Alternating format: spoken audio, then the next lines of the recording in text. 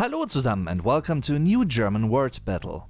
You might already have stumbled across the two words this video is gonna be about in many German sentences. And even though keine and keinen are quite similar, you should definitely know about the differences between these terms.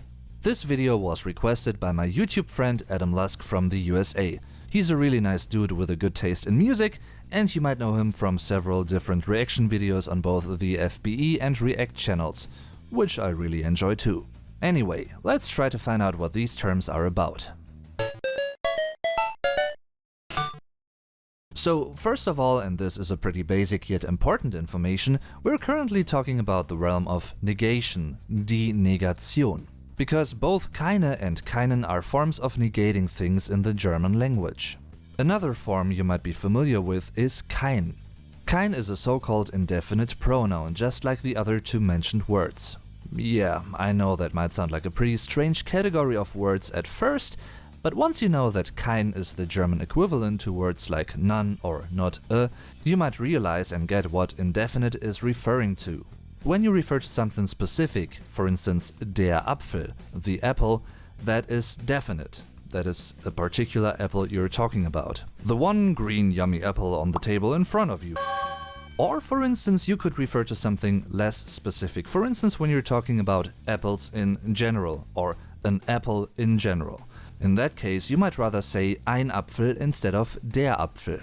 An apple instead of the apple. And the term ein, is indefinite. You're not referring to a particular apple.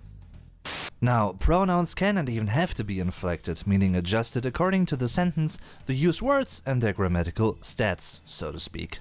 When I want to say something like, ich habe keine Lust. Ich habe keine Lust. I don't want to, or I can't be bothered. I can't use kein. The sentence contains the noun Lust. It's die Lust. Here meant in the sense of being interested in something, or to feel like doing something. You could also say it means desire, and depending on the context, it could also be meant in a sexual way.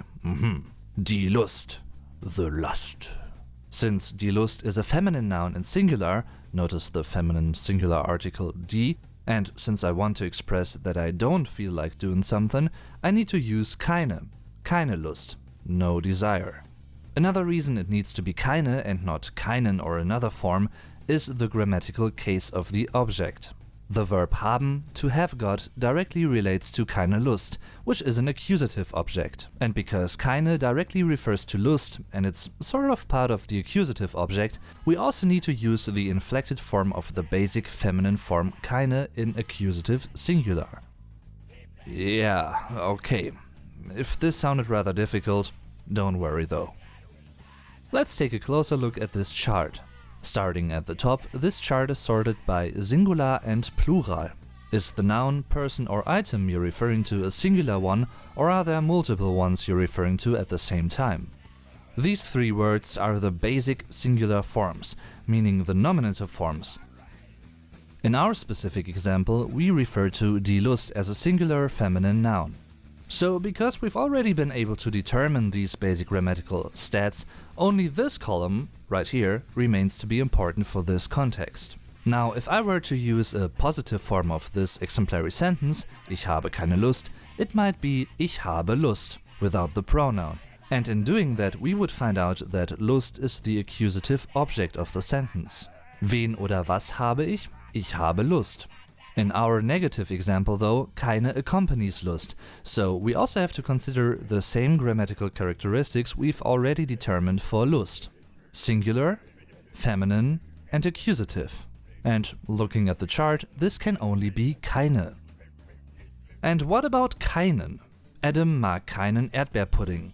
Adam doesn't like strawberry pudding.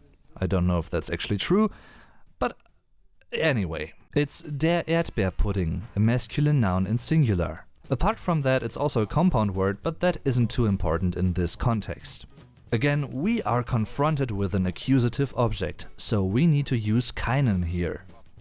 I hope this has helped you guys and my boy Adam quite a lot. And if you're into rock and metal music, you should check out his band The Model Youth. His reactions are always fun to watch and he's just a genuinely likable guy. You can also find some vlogs and other stuff he's been doing on YouTube on his private channel. Oh boy, I'm really looking forward to hanging out together at some point. Find links in the video description. If you've enjoyed this video, don't forget to leave a like and to spread the word about my channel. So again, thanks for asking me and shout out to Adam, and thanks to all you guys for watching too. I'm your Vlog Dave, tschüss und bis zum nächsten Mal.